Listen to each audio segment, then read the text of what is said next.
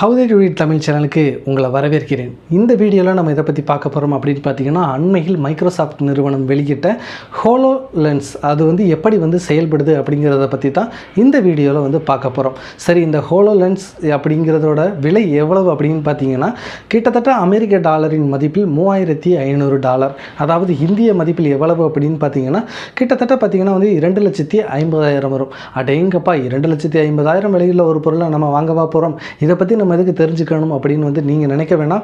உண்மையிலேயே என்னாலும் கூட இப்போதைக்கு அந்த HoloLens வாங்க முடியாவிட்டாலும் கூட, அண்மையில் தொழில்நுட்ப யுகத்தில் என்ன நடக்குது, எப்படிப்பட்ட கருவிகள்லாம் புதுசு புதுசாக தயாரிக்கிறாங்க அப்படிங்கிற செய்திகளையும், அது எப்படி செயல்படுது அப்படிங்கிற ஒரு விவரத்தையும் நம்ம தெரிஞ்சு வச்சுக்கிறது ரொம்ப ரொம்ப அவசியமான ஒன்று அப்படின்னு நான் நினைக்கிறேன். அதனால தான் பார்த்திங்கன்னா நம்முடைய தமிழ் மக்களும் இது பற்றி அறிந்திருக்கணும் அப்படிங்கிற சொல்லிட்டு தான் இந்த விஷயத்தை உங்களோடு நான் பகிர்ந்துக்க இருக்கிறேன். இந்த வீடியோ பிடிச்சிருந்துச்சு அப்படின்னா உங்களுடைய நண்பர்களுக்கு பகிர்ந்துக்கங்க. தொடர்ச்சியாக தொழில்நுட்பம் சார்ந்த செய்திகளை தமிழ் மொழியில் கேட்டு தெரிந்து கொள்வதற்கு நம்ம சேனலை மறக்காமல் சப்ஸ்கிரைப் பண்ணுங்கள். சரி, HoloLens அப்படின்னா என்ன அப்படின்னு பார்த்தீங்கன்னா, இப்போ நீங்கள் இந்த வீடியோவில் பார்த்துக்கிட்டு இருக்க ஒரு ஹெட்செட் போன்ற அமைப்பிலான ஒரு கருவி தான் பார்த்தீங்கன்னா இந்த HoloLens. இந்த ஆண்டினுடைய துவக்கத்தில் பார்த்தீங்கன்னா பார்சிலோனாவில் நடைபெற்ற மொபைல் வேர்ல்டு காங்கிரஸ் மாநாட்டில் பார்த்தீங்கன்னா மைக்ரோசாஃப்ட் நிறுவனம் இந்த HoloLens 2வினுடைய சிறப்பம்சங்கள் குறித்து விளக்குனாங்க. இப்போ நவம்பர் 7 அன்னைக்கு தான் பார்த்தீங்கன்னா பயனாளர்களுக்கு இதை விற்பனைக்கு வெளியிட்டிருந்தாங்க. ஸோ இதோட விலை நான் ஏற்கனவே சொன்ன மாதிரி பார்த்தீங்கன்னா அமெரிக்க டாலரின் மதிப்பில் $3500. அதே மாதிரி கிட்டத்தட்ட இந்தியாவின் மதிப்பிற்கு $2,50,000 இருக்கும். ஆனால் இதில் குறிப்பிடத்தகுந்த ஒரு விஷயம் இருக்குது. இன்னும் இந்தியாவில் இது விற்பனைக்கு வரலை. அமெரிக்கா, ஜெர்மனி உள்ளிட்ட பல நாடுகளில் தான் தற்போது விற்பனைக்கு அனுமதிக்கப்பட்டிருக்கு. சரி, இந்த வீடியோவில் நம்ம சொன்ன மாதிரியே HoloLens அப்படின்னா என்ன, அது என்ன தத்துவத்தின் அடிப்படையில் செயல்படுது, அதனால் என்ன பலன்கள்லாம் நமக்கு கிடைக்கும் அப்படிங்கிறத பற்றி தான் நம்ம ஒன்றுன்னா தெரிஞ்சுக்க போகிறோம். சரி, இந்த HoloLens அமைப்பு எப்படி இருக்கும் அப்படின்னு பார்த்தீங்கன்னா, நீங்கள் படத்தில் பார்க்குற மாதிரியே ஹெட்செட் போன்ற அமைப்பில் இருக்கும். முன்னாடி பார்த்தீங்கன்னா ஒரு கண்ணாடியை இறக்கி விடுறது மாதிரி இருக்கும். அதே மாதிரி இந்த கருவியினுடைய முன்பக்கத்தில் பார்த்தீங்கன்னா அதிக திறன் வாய்ந்த கேமராக்கள் பயன்படுத்தப்பட்டிருக்கும். முன்னாடி இன்னொரு கேமரா ஸ்பெஷலாக கொடுத்துருப்பாங்க. அது எதுக்கு அப்படின்னு பார்த்தீங்கன்னா, இந்த HoloLensன் மூலமாக நீங்கள் பார்க்கக்கூடிய விஷயங்களை ரெக்கார்ட் செஞ்சு நீங்கள் மற்றவர்களுக்கு காண்பிப்பதற்காகவும் அல்லது உங்களுடைய ரெஃபரன்ஸுக்கு வச்சுக்கிறதுக்காகவும் ஒரு சிறப்பு வாய்ந்த கேமராவும் முன்பக்கத்தில் கூடுதலாக இணைக்கப்பட்டிருக்கும். சரி, இந்த HoloLens 2 எப்படி எந்த தத்துவத்தின் அடிப்படையில் செயல்படுது அப்படின்னு பார்த்தீங்கன்னா, நீங்கள் ஏற்கனவே தெரிஞ்சிருக்கலாம். விர்ச்சுவல் ரியாலிட்டி, ஆக்மெண்டட் ரியாலிட்டி அப்படிங்கிற 2 விஷயங்கள் இருக்குது. விர்ச்சுவல் ரியாலிட்டி அப்படின்னா என்ன அப்படின்னு பார்த்தீங்கன்னா, ஒரு கண்ணாடி அல்லது அந்த கருவியை அணிஞ்சுக்கிட்டீங்க அப்படின்னா முற்றிலும் உங்களுக்கு ஒரு ஃபீலிங் ஏற்படும். வேறொரு இடத்தில் இருப்பதை போன்ற ஒரு ஃபீலிங் ஏற்படும். உதாரணத்திற்கு நீங்கள் அந்த கண்ணாடியை போட்டிருந்தீங்க அப்படின்னா உங்களுக்கு செயற்கை முறையில் நிலவில் இருப்பதை போன்ற ஒரு தோற்றம் உருவாக்கப்பட்டு காட்டப்படுது அப்படின்னா உங்களுடைய ஃபீலிங் எப்படி இருக்கும் அப்படின்னு பார்த்தீங்கன்னா, என்டையர் ஃபீலிங்குமே பார்த்தீங்கன்னா ஒரு நிலவின் அந்த பரப்பில் இருப்பது மாதிரியான ஒரு உணர்வு உங்களுக்கு ஏற்படும் விதமாக செய்வது தான் பார்த்தீங்கன்னா விர்ச்சுவல் ரியாலிட்டி. ஆனால் இன்னொரு விதமான ஒரு டெக்னாலஜி இருக்குது. அதுதான் ஆக்மெண்டட் ரியாலிட்டி அப்படின்னு சொல்லுவோம். இந்த ஆக்மெண்டட் ரியாலிட்டியோட சிறப்பம்சம் என்ன அப்படின்னு பார்த்தீங்கன்னா, இது பார்த்தீங்கன்னா நிகழ்காலத்தையும் அந்த டிஜிட்டலையும் இரண்டையுமே இணைத்து ஒரு மிக்சடு ரியாலிட்டியாக கொடுக்கறதுக்கு பேர் தான் ஆக்மெண்டட் ரியாலிட்டி. இந்த ஆக்மெண்டட் ரியாலிட்டியில் என்ன செய்யும் அப்படின்னு பார்த்தீங்கன்னா, உதாரணத்திற்கு உங்களுடைய அறை இருக்குது அப்படின்னா அந்த அறையை நீங்கள் பார்க்க முடியும். கூடுதலாக அந்த கண்ணாடி போட்டிருக்கீங்களே, அந்த கண்ணாடியில் உருவாக்கப்படுகிற இமேஜையும் இணைத்து பார்க்க முடியும். இன்னும் சிறப்பாக நீங்கள் புரிஞ்சுக்கணும் அப்படின்னா, உங்கள் வீட்டில் ஒரு மேஜை இருக்குது, அந்த மேஜையை நீங்கள் பார்க்க முடியும். இப்போ டிஜிட்டல் முறையில் அந்த மேஜை மீது ஒரு பூங்கொத்து டப்பா இருக்கிற மாதிரி ஒரு இமேஜை உருவாக்க நீங்கள் கமெண்ட் கொடுக்குறீங்க அப்படின்னா, நீங்கள் அந்த கண்ணாடியை அணிஞ்சிக்கிட்டு பார்க்கும்போது ஒரு மேஜை தெரியும். அதன் மேல் டிஜிட்டல் முறையில் உருவாக்கப்பட்ட ஒரு பூங்கொத்து இருப்பது போன்ற ஒரு தோற்றமும் உங்கள் கண்களுக்கு தெரியும்.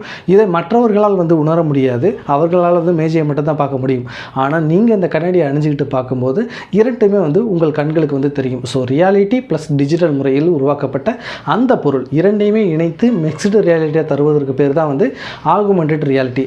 சரி, இந்த HoloLens எப்படி செயல்படுது அப்படின்னு பார்த்தீங்கன்னா, இதன் முன்பக்கத்தில் இருக்கக்கூடிய துல்லியமான கேமராக்களின் மூலமாக நீங்கள் எந்த இடத்துல இருக்கீங்களோ அந்த இடத்தை பற்றின தகவல்கள் அனைத்தையுமே பார்த்தீங்கன்னா இந்த கேமராக்கள் வந்து தொடர்ச்சியாக வந்து அந்த கேமராவில் அந்த அமைப்பு இருக்குது இல்லையா ஹோலோலென்ஸு, அதுலேயே பார்த்தீங்கன்னா திறன் வாய்ந்த CPU போன்ற அமைப்பு வந்து இருக்குது. இதில் வந்து பார்த்தீங்கன்னா HPU அப்படிங்கிற ஒரு திறன் வாய்ந்த அமைப்பு வந்து இருக்குது அப்படின்னு வந்து சொல்கிறாங்க. HPU அப்படின்னா என்ன அப்படின்னு பார்த்தீங்கன்னா ஹோலோகிராஃபிக் ப்ராசஸிங் யூனிட். இது வந்து பார்த்தீங்கன்னா வந்து CPU போன்ற அமைப்புகளை விட வந்து அதிக திறன் வாய்ந்தது. இதனால் வந்து பார்த்தீங்கன்னா வந்து நீங்கள் பல்வேறு விதமான அந்த அமைப்பை சுற்றி வந்து பல கேமராக்கள் வந்து வைக்கப்பட்டிருக்கும். அந்த கேமராக்களின் மூலமாக தரவுகள் வந்து தொடர்ச்சியாக வந்து அனுப்பப்பட்டிருக்கும். அத்தனை தரவுகளையுமே நொடி பொழுதில் வந்து அனுப்பி அதை ப்ராசஸ் செஞ்சு உங்களுடைய கட்டளையை வந்து ஏற்று அதற்கேற்றவாறு செயல்படும் அளவுக்கு வந்து பார்த்திங்கன்னா வந்து இந்த HPUவினுடைய வந்து ஸ்பீடு வந்து இருக்கும் அப்படின்னு வந்து சொல்கிறாங்க. ஸோ எப்படி இருக்கும் அப்படின்னு பார்த்தீங்கன்னா, இப்போது நீங்கள் ஒரு ப்ராசஸர் ஓப்பன் ப்ராசஸர் அப்படின்னு நீங்கள் கட்டளை இடுறீங்க அப்படின்னா ஒரு ப்ராசஸர் விண்டோ வந்து பார்த்திங்கன்னா உங்களுக்கு வந்து இப்படி வந்து தோன்றும். இதற்கு வந்து பார்த்திங்கன்னா வந்து ஓப்பன் ப்ராசஸர் அப்படின்னு உடனேயே வந்து ப்ராசஸர் வந்து வந்துடும். ஸோ ஓப்பன் ப்ராசஸர் அப்படின்னு சொல்லிட்டு நீங்கள் வந்து வெயிட் பண்ணலாம் தேவையில்லை. அந்த டிலே லேட்டன்சி எதுவுமே வந்து இருக்காது. அவ்வளவு ஸ்பீடாக வந்து ப்ராசஸ் பண்ணக்கூடிய அந்த HPU ப்ராசஸிங் யூனிட் வந்து பார்த்திங்கன்னா உங்களுடைய அந்த ஹோலோலென்ஸ் ஹெட்செட்லேயே வந்து இருக்கும் அப்படின்னு வந்து சொல்கிறாங்க. ஸோ இதனால் வந்து பார்த்திங்கன்னா ரொம்ப வேகமாக வந்து ப்ராசஸ் பண்ணும். சரி, இதோட அப்ளிகேஷன்ஸ் எப்படி இருக்கும் அப்படிங்கிறத வந்து நான் விளக்குனேன் அப்படின்னா உங்களால் இன்னும் வந்து இது குறித்து வந்து எளிமையாக வந்து புரிஞ்சிக்க முடியும். இப்போது எனக்கு வந்து ஒரு பியானோவை வந்து வாசிக்கணும் அப்படின்னா என்ன பண்ணணும்? ஒரு பியானோவை வந்து தூக்கி கொண்டாந்து வச்சு மேஜையில் வச்சு நான் வந்து வாசிக்கணும். அப்போ தான் வந்து அந்த இசையை வந்து எனது காதுகளில் வந்து கேட்க முடியும். ஆனால் இந்த ஹோலோலென்ஸில் வந்து அப்படி எதுவுமே வந்து செய்ய வேண்டியது இல்லைங்க. நீங்கள் வந்து இப்போ வந்து கட்டளை இடணும். அதாவது எனக்கு பியானோ வேணும் அப்படின்னு வந்து நீங்கள் கட்டளை இட்டீங்க அப்படின்னா டிஜிட்டல் முறையில் வந்து உருவாக்கப்பட்ட அந்த பியானோட பிம்பம் பார்த்தீங்கன்னா உங்களுக்கு வந்து அருகில் வந்து தெரியும். நீங்கள் இப்படி வந்து தெரியும். இந்த பொசிஷனில் நீங்கள் இப்படி நகர்றீங்க அப்படின்னா கூட அதுவும் வந்து உங்களுக்கு வந்து நகர்ற மாதிரி கூட நீங்கள் வந்து செட் பண்ணிக்கலாம். ஸோ அதில் இருக்க கீஸை வந்து எப்படி ஒரிஜினல் பியானோவில் இருக்க கீஸை அழுத்துனீங்கன்னா சவுண்டு வருமோ அதே மாதிரி அந்த கீஸை அழுத்தும் போது சவுண்டு வந்து வரும். அதை உங்களுடைய ஹோலோலென்ஸில் இருக்கக்கூடிய அந்த ஸ்பீக்கர்களின் மூலமாக வந்து துல்லியமாக வந்து கேட்க முடியும். ஸோ அந்த அளவுக்கு வந்து இந்த டெக்னாலஜி வந்து யூஸ் ஆகும். ஸோ இப்படி ஒரு இதில் வந்து யூஸ் ஆகும். இன்னொரு விதமாக எப்படி வந்து யூஸ் ஆகும் அப்படின்னு பார்த்தீங்கன்னா ஆர்கிடெக்சர் டிசைனிங் ஃபீல்டில் வந்து பல விதத்தில் வந்து இந்த ஹோலோலென்ஸ் பயன்படும் அப்படின்னு வந்து சொல்கிறாங்க. உதாரணத்திற்கு ஒரு இன்ஜினை வடிவமைக்கிறீங்க அப்படின்னாலோ இல்லை ஒரு டிஃபிகல்ட்டான ஒரு கருவியை வந்து வடிவமைக்கிறீங்கனாலோ இல்லை ஒரு கட்டடத்தை வந்து டிசைன் பண்ணுறீங்கனாலோ இதை வந்து எளிமையாக வந்து ஹோலோலென்ஸில் வந்து செய்ய முடியும். உங்களுக்கு வந்து விரிவாக்க முடியும், அதேமாதிரி சுருக்கி பார்க்க முடியும், வேறு பார்ட்ஸை கொண்டாந்து நீங்கள் வந்து பொருத்தி பார்க்க முடியும். ஸோ இதற்கு வந்து கணினி அப்படிங்கிற ஒரு அம்சமே வந்து தேவைப்படுறதில்லை. அதே மாதிரி இந்த ஹோலோலென்ஸை வந்து நீங்கள் போட்டிருந்தீங்க அப்படின்னா ஃப்ரீயாக நீங்கள் வந்து எந்த இடத்துலையும் இருந்து கூட உங்களுக்கு வேண்டிய வேலைகளை வந்து செய்யலாம். அதே மாதிரி இன்னொரு முக்கியமான ஃபீல்டில் இந்த ஹோலோலென்ஸ் வந்து பயன்பட போகுது அப்படின்னு வந்து சொல்கிறாங்க. அதுதான் வந்து எஜுகேஷன் ஃபீல்டு. மாணவர்களுக்கு வந்து மிகவும் எளிமையாக வந்து சில விஷயங்களை வந்து விளக்குவதற்கு வந்து டிசைனிங் போன்ற தரவுகளை வந்து விளக்குவதற்கு வந்து இந்த ஹோலோலென்ஸ் வந்து பயங்கரமாக வந்து பயன்படும் அப்படின்னு வந்து சொல்கிறாங்க. ஸோ நிச்சயமாக இந்த ஹோலோலென்ஸ் அமைப்பு வந்து பார்த்திங்கன்னா இப்போதைக்கு வந்து கூடுதல் விலையாக இருந்தாலும் வரப்போகிற காலத்தில் வந்து நிறைய காம்படிட்டர்ஸ் வந்தாலோ அல்லது இவங்களே வந்து இன்னும் அப்கிரேட் பண்ணி நிறைய விட்டாலோ கூட குறைந்த விலைக்கு வந்து விற்பதற்கு வந்து வாய்ப்பு இருக்குது. அதனால் வந்து இந்த தொழில்நுட்பத்தை வந்து நம்ம வந்து தெரிஞ்சுக்காமல் விட்டுறக்கூடாது. அதனால தான் நான் உங்களுக்கு வந்து எக்ஸ்பிளைன் பண்ணுறேன். ஸோ இந்த ஹோலோலென்ஸ் வந்து இன்னும் நமக்கு வந்து கிடைச்சிச்சு அப்படின்னா நிச்சயமாக இதனால் வந்து பல பயன்கள் வந்து இருக்குது அப்படிங்கிறத வந்து அடித்து சொல்ல முடியும்.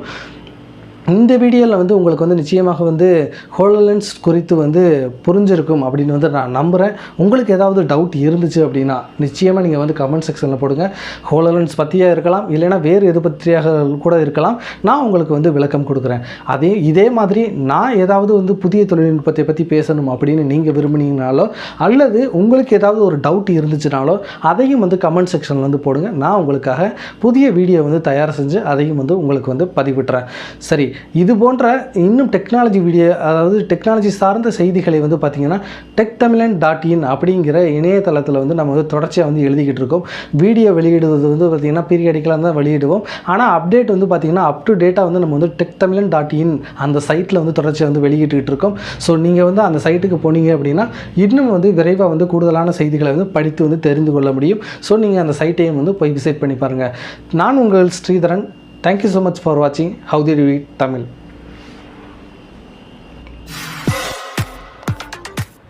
அவங்க